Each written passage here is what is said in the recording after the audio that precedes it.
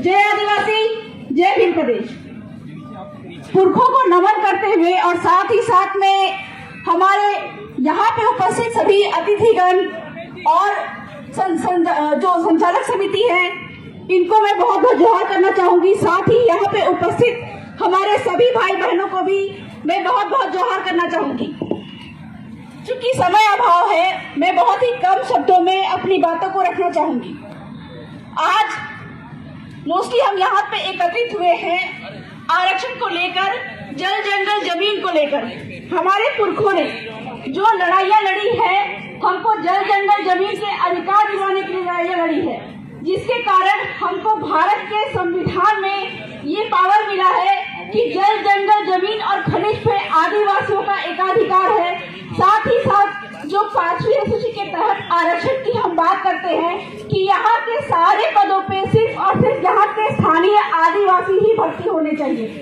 तो आज मुझे बोला गया है मुख्यतः कि मैं जमीन की बातें करूं। जमीन को लेकर हमारे बाप दादाओं ने जो भी अधिकार हमको दिलवाए थे, उस अधिकारों पर जो भी सुप्रीम कोर्ट के जो सबसे बड़े कोर्ट के जजमेंट आए हैं और किस प्रकार से आदिवासी मालिक है, इस बात की जानकारी हम लोगों को दें।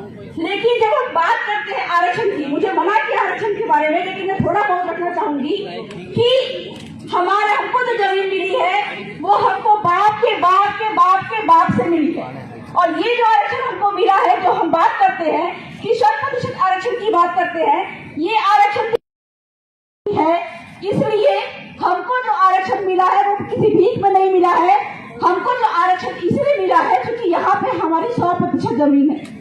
और अगर हमारा आरक्षण जो 100% का आरक्षण है, जो 5वीं अनुसूची के प्रावधान के अनुसार हमको जो आरक्षण प्राप्त है, ये आरक्षण हमको अगर नहीं मिलता है, या जो 2013 और 16 का जो अधिसूचना निकाली गई है गलत तरीके से, ये अगर रद्द नहीं किया जाता है तो इसके सबसे बड़े जिम्मेदार कलेक्टर महोदय होते हैं। और आने वाले दिन में यदि जल जंगल जमीन पे आदिवासियों का एकाधिकार नहीं होता है और जितनी भी जमीनें आदिवासियों से छीनकर गैरों को दी गई है, गैरों के बसने की वजह से यहाँ पे जो आरक्षण हमसे छीन गया है, इसका अगर तत्काल उपाय नहीं किया गया तो हम इस पे माननीय सुप्रीम कोर्ट, हाई कोर्ट में जाकर इस बात को उठाएंगे और कलेक्टर महोदय को पार्टी बनाएंगे और उनको भी हम कोर्ट में घसीटेंगे। तो आदिवासियों की जमीनों से ही आरक्षण है। सुप्रीम कोर्ट ने भी ये बात कही है पी रमी रेड्डी जजमेंट 1988 में। क्या बोला है कि आदिवासी क्षेत्र में आदिवासी की जो जमीन है वो आदिवासी को ही बिकेगी। इनफैक्ट यहाँ पे अगर गैर आदिवासियों की भी जमीन है, हमको ये बात समझना पड़ेगा कि गैर आदिवासी की बात हम क्या कर रहे हैं। 1950 के समय में जितने भी आदिवासी यहाँ पे थे, साथ ही साथ हमारे बाप दादाओं ने जिन गैर आदिवासियों को यहाँ पे रखा था, वो तो यहाँ पे रखेंगे। सुप्रीम कोर्ट ये बात कर रही है, वो तो यहाँ पे रहेंगे। उनके जो वंशज है, उनके जो बेटे हैं, वो भी यहाँ पे रहेंगे। लेकिन वो किसी को जमीन देंगे तो किसी गैरों को जमीन नहीं देंगे। वो अगर जमीन बेचेंगे तो सिर्फ और सिर्फ आदिवासी को ही बेचेंगे। तो ये प्रावधान सुप्रीम कोर्ट ने कहा पी रमी रेड्डी जजमेंट में कि आदिवासी की जमीन जो है वो आदिवासी को ही बिकेगी।